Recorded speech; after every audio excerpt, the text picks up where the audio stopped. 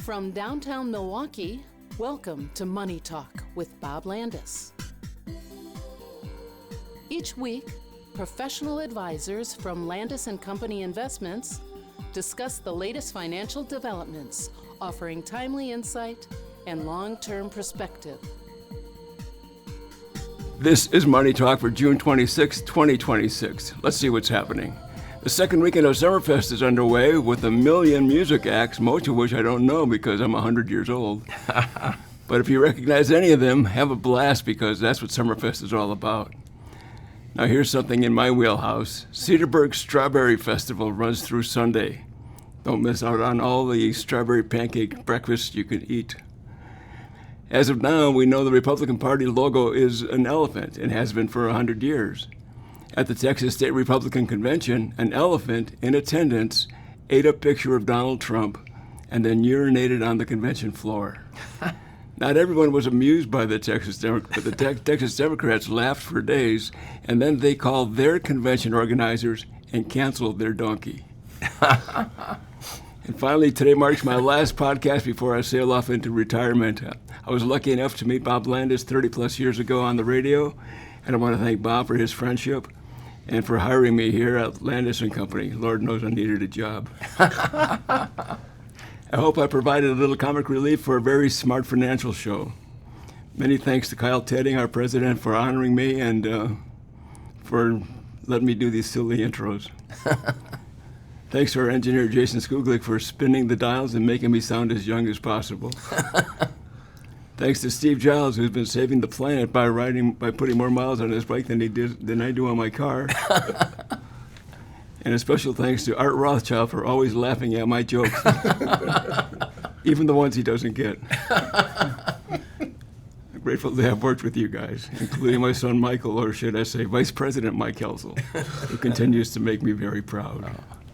So without further ado, here's Art Rothschild, Steve Giles, Mike Hoelzl, and checking in for our mid-year review. Here's Kyle Tetting. Well, thanks, Max. I think that was more than enough ado, although I'd take as much as you'd give me. I truly, truly appreciate the ability to work with you all these years. It's been an honor to have you join us in so many ways around here as the statesman, if nothing else, the one who kept us on our toes. Appreciate everything you have done for us and can't wait for your next journey here, your next steps. Well, thank you very much. I'm not sure where the road's going to take me, but I hope it's a long one. It'll be somewhere. It's going to take you to ice cream with us on Sunday for Father's Day, so that's the next step. There you go. We are recording this podcast a week early, just as we get into the summer swing. We like to do a mid-year update, less about markets, less about how the investment landscape has changed, and more about planning opportunities, things that maybe we should be paying attention to. I think it's a really good opportunity for all of you, our listeners, our clients, to check in with us, your advisors, on here's some things that might have changed, here's some things that might be relevant. And I'll start, I guess, with just a framework for how we like to do these kinds of shows. Most importantly, looking at the impacts of what we do and how it affects savers, retirees, how it affects our tax planning, our giving strategies. So first and foremost, if you are in those saving years of life, mid-year is the perfect time to take stock of what you've done so far, the perfect time to kind of back into, okay, have I maxed out my 401k already? Have I made the contributions I could otherwise make to my IRAs or Roth IRAs? If I have done that, do I still qualify for that Roth IRA contribution I made? Do I still qualify for the deduction I thought I qualified for in my IRA? You may not have all the answers to those questions yet, but it's a lot easier to solve those problems now than it is to wait till March or April next year if you know where you stand. And again, it's as simple as going, here's what I've done, here's what I was planning to do. If you haven't even thought about those things, hey, give us a call. We're happy to walk you through what opportunities are available to you. But more importantly, I think it's that good reality check in what am I trying to accomplish? Let's take a look at how the market's done so far this year. Let's take a look at what my portfolio is doing and line it up with, does that fit with what I thought I was aiming for? Did I get the returns I expected based on what's out there? And again, we can help you walk through that conversation. But it starts with need. It starts with what you want. It starts with that objective. And so it isn't as simple as saying, well, the market did this and you did that. It's a bigger conversation about how can we make sure that what we're doing fits with what you're looking for. And then I think, Art, and I know this is one you have quite a bit with clients, we get into those that are in a different phase of life, maybe looking more at spending, looking more at kind of the retirement portion of the journey. So many planning opportunities come mid-year from that. What kinds of things are you looking at with clients? What kinds of things tend to come up this time of year? Yeah, I'll just say everything you said, and then I'll shut up for a while. But you covered it. You covered it really well. All we really do is give people confidence to stay in the game when the going gets tough. Old Wall Street adage, a bull market climbs a wall of worry. When we began the year, we couldn't have anticipated, plucking a president out of Venezuela and throwing him in jail, with the markets not hardly reacting at all to that, and then a war in Iran, and subsequently making a whole bunch of money. I mean, the first half of the year has been good. Even though interest rates have gone up a little bit, lately they've been coming back. And even those distasteful things like stocks and bonds that we love because they provide balance in portfolios have started to perk up as of late. So just reinforcing what you just said, because you really nailed it, you have to optimize the way you're putting money away for the long haul. So you just covered that pretty well. Deductible 401k plans, Roth IRAs, and even putting money in your 401k plans can help you qualify to put money into Roth IRAs by reducing your modified adjusted gross income. So those things are good. And then when you get to the other side, which you just asked me about, and I'll finally answer the question, it's where do you get the money from? And I think that's what we're particularly good at planning for. So if our listeners have questions, call your advisor. Discuss it in your reviews. Should I be taking money out of my IRAs? Should I be taking it out of my Roth IRAs? And in some cases, I tell you, I love capital gains and capital gains distributions. So sometimes we can plan to liquidate assets at a gain and not have you pay tax if you're below the 22% bracket. The topic of Roth conversions comes up frequently. I don't particularly like Roth conversions if you end up paying tax at a higher rate than you would otherwise be paying tax on in retirement. So I'd say be careful with your conversions. On the other hand, if you hardly have any income, and we have clients who have enough after-tax assets, you can take money out of cash and spend it and end up with no income, possibly. And so in that case, Roth conversions make a lot of sense. So I'm going to suggest those on occasion as well. So we can help you decide best places to take money out for the best tax consequences to optimize your distributions. Well, the talk of Roth conversions has come up, just exploded the past few years because of how, the new 10-year rule for non-spousal beneficiaries of IRAs, and people want to not just plan for themselves, but plan for their kids when they pass away, about how, instead of giving my kids a massive IRA, why don't I convert some now? And then it gives my kids a lot more tax-free income. But what I tell clients is the first thing is with those, you have to talk to a tax professional, because I've already seen enough clients that have not. They say, I want to convert X, and then it just blows their current tax plan all to hell because they've converted way too much. Because that is income, right? When you do a conversion, that is income, and people have to realize that. But what studies have shown is there's kind of a little sweet spot for those Roth conversions, if you're thinking about them, is after you retire, but before you take your required minimum distributions. Because if you are there now and you're hearing about Roth conversions, just know you have to take your RMD before you can do any conversion. So after your higher earning years in retirement, but before that RMD age kicks in, studies have shown it's a pretty decent time, if it works for you on a tax basis, that would be the time to do the majority of your Roth conversions. Yeah, I think it is such a nuanced conversation that going it alone or just assuming that what you read on the internet is the best practice for everyone is a real risk, and having a real conversation about what that income looks like, I think is a big part of how we can help to serve as the quarterback, right? To serve as the one that kind of facilitates those conversations. It's got to be a team, the estate plan and the attorney, the tax plan and your CPA. But together we work to make sure that we're doing the right things for you. And to simply rely on that rule of thumb of, well, do the conversion because you're going to pay the tax instead of your kids. Well, yeah, but if you're paying more than they would, maybe it doesn't make quite as much sense. And then, Steve, we get these rules of thumb as well, which this time of year we start to get more data on in terms of what it's okay to spend in retirement. I know you spend quite a bit of time with clients walking through what retirement planning looks like. You spend quite a bit of time kind of navigating, here's what safe withdrawal looks like, and we often throw that 4% number out, but mid-year can be a chance to kind of put a check on that and go, hey, here's what you have, here's what you've done, and perhaps now we should start looking at what the rest of the year looks like. Yeah, clients are always asking me if they can get a raise based upon a lot of times what their expenses are, what the portfolio has done. So for those individuals in retirement, they know that safe withdrawal rates kept in that 4 to 5% range allow you to not draw down your principal and run out of money later on. However, you get some years, like last year, the year before, where the markets do so well, you might have an opportunity to take a little bit more out than the 4 or 5% withdrawal.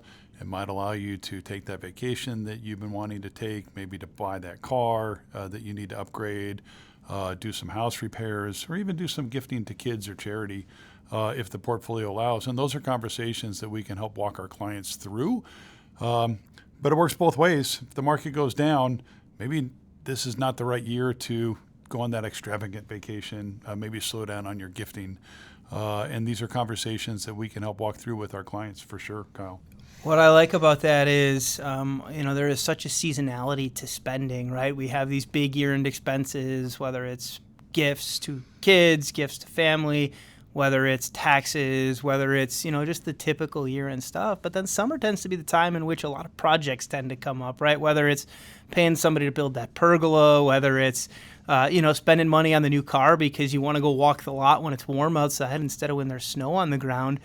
But it can be that time in which a lot of that spending crops up. And so it's also a really good time to revisit cash. I tell many of my clients in our kind of mid-year meetings, hey, tell me about what kind of cash is out there. What do you need? And more importantly, what do you already have? Because especially in a year in which, the big conversation has been inflation, it's been the direction for rates, we want to make sure, A, that you've got enough, but B, that you don't have too much. And that is a fine line, and it is so tied to what you need. And so I think there is kind of this general consensus that, hey, mid-year is a good time to check in on that. We're already going to do it at year-end anyways because so much comes up. But let's give it a second look now to make sure that we're being as efficient as we can possibly be. I think the other big thing that tends to come up in these mid-year reviews is a look at the investment landscape, right? It's an understanding of, okay, what should I be thinking now halfway through the year? And Art, I know that's a conversation on everyone's minds right now. What's working, what isn't? What are you seeing right now? But more importantly, how do you kind of navigate that conversation with clients? Yeah, as we've said for years here, and I credit Bob for this thought, I'd rather get something on sale. I'd rather buy things cheap. And not everything has gone up at the same rate this year. The past couple years, let's back up a second. The stock market has been on a tear since 2023, going up with 26% based on the S&P that year, 25% the next year, 18% the next year, and midway through we're up over 10%, I believe, across the board this year. The bargains have been still the things that have actually started to improve the past couple of years. I'm going to go overseas. I'm looking at foreign stocks with lower price earnings multiples. I'm looking at some tremendously, low price earning multiples for tech stocks in emerging markets. This is the first year in 15 years I've been interested in emerging markets. I'll tend to wait until something's, going. I might have missed something, but I really like emerging markets as a place that maybe we're underweight in, or some clients are. I still love value stocks. We've got investments that are up double digits with very low risk this year. We've got investments that are driving right down the middle of the fairway that are doing exceptionally well. There's some growth managers who are underperforming. And so it's not too late this is a great time, as a matter of fact. That's why we're having this show, to go over with your investment advisor everything you've got. We've got great systems. This Orion system, as we've discussed before, gives you the ability to zero in on every single fund you have. Ask your advisor, hey, why is this one doing well? Why isn't it? Should I add more to this? Should I add more to that? So as far as what to add to now, that, as you said, cash, compartmentalize, have a pocket of money. You can spend money so you don't have to worry about whether anything's going up or down. And value stocks, I'm loving value stocks in here. It's not time to get rid of growth stocks. I think there's plenty of upside there. But look overseas. Look overseas at both developed markets and emerging markets. Well, and Steve, I think there can be a tendency to look at what's done really well and go, give me some more of that. But perhaps there's some reasons to look at areas of the portfolio, fixed income perhaps, that have maybe not done quite as well, but certainly serve a role in a broader diversified portfolio. Yeah, for those individuals that have been paying attention to interest rates, maybe they want to buy a house, they're keen to the fact that a 6% 30-year fixed certainly isn't as low as what it was 5 years ago, 10 years ago. Personally, I think those days of 0% financing on car purchases is long gone. I don't think we're going to get back to the days of 3% 30-year fixed mortgage rates. So to your point about fixed income, Kyle, I love the fact that I'm getting paid on my safe money. I love knowing that I'm getting a really nice juicy yield on fixed income. Money that's a piece of your portfolio that is in there to provide diversification, risk reduction, volatility reduction, and just, a stream of cash flow. So all those people that have bond funds and fixed income funds and CDs that are looking at yields in the 3.5 to 4 to 4.5 to 5% range, the fact that the Fed decided to take a pause on rates last week, I think was good for the markets and good for fixed income longer term. Those of us that have a piece of our portfolio, and most of our clients have, 30, 40, 50% of their money in fixed income. So as much as the stock market gets all of the attention because of the sex appeal that comes with wanting to own a stock and something that does very, very well, keep in mind that your bond piece is still a very large portion of your overall net worth, and treat it that way. Treat it as a big portion. I tell clients all the time when we have the conversation about mortgages, where they're at higher than normal, and, well, I'm going to wait till it gets back down to 2% or 3%. And I go, if that happens, something's gone really wrong, and your stocks will have plummeted at that point in time. So I wouldn't necessarily wish for that. I understand that, yes, it used to be 2%, 3% mortgages, and now it's 6s, so that's Mike, not always fun. Mike, it used to be 15%. Yes, right. I'm talking recently, but yes, I've talked to clients that Yeah. they were like, we were lucky to get 18%. We were feeling good. But I just always remind people when it comes to the rate conversation that if you see mortgage rates plummet, that means something has really gone wrong, and that's not going to be good for your stocks. No, I think that's fair. The other big trend we've seen this year, at least through the middle part of the year, has been a lot of hype around some big IPOs. Mike, I know you have a lot of conversations with clients interested in getting into some of those names. I think we have taken a more balanced approach to how we get there. Yeah, I would love that rocket company. I would love that artificial intelligence business. But there might be better ways, right, to get exposure to that stuff without taking the risk of trying to get in at the wrong price. Yeah, there's going to be a lot of funds that have those companies in them, right? Like the big one, the rocket company you're talking about right now that just launched, sorry I had to do it, is going to be in a lot of funds that you already own or could potentially own. So it gives you a chance to own a piece of them without increasing your risk by investing in one individual stock by putting too much in, right? And I also tell people well, what if I just put just 1% of this individual stock in? And my response is, then what's the point? Honestly, what returns are you going to get off that as opposed to buying a fund, taking a bigger piece of a fund with that stock in it and potentially, having greater returns? So, yeah, there's going to be so many conversations now, especially with the AI companies potentially going public. But I just tell people, and especially the ones that aren't overly infatuated with risk, but see the splashy headlines all the time about, AI stock goes public or rocket company goes public. There are ways to get a piece of them without blowing your risk tolerance or the built-in risk portfolio that you have completely out of the water. Well, and I think it is, it's a reminder of how we choose to invest, right? That we are not trying to identify that one great opportunity. We are trying to build something that will participate across the spectrum in all the good ideas that are out there.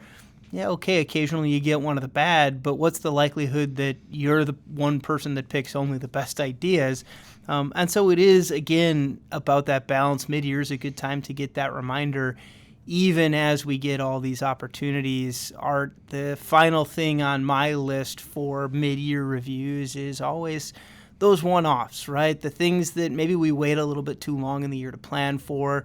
I'm thinking of charitable giving as a great example. We do a podcast every Thanksgiving talking about all the gifting opportunities that are out there.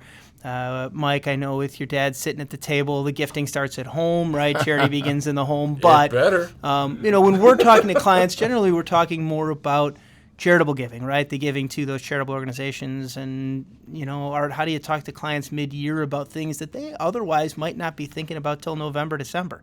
Yeah, there's about three factors that, factor in, or three variables that factor into that, and you hit two of them right there. One thing, though, that's important, our clients have been so successful over time, for the most part, they've got more money, than they're ever going to need. You can't take it with you.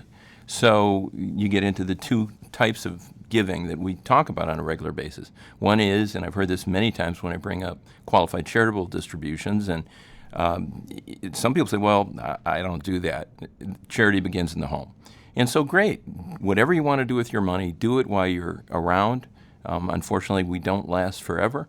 And this is a great time of year to talk with your advisor about your capacity, how much more you have than you're ever going to need, and then what you really want to do with it, helping your kids, helping charitable organizations. You give up to $111,000 per person, I believe is in the number, for qualified charitable distributions.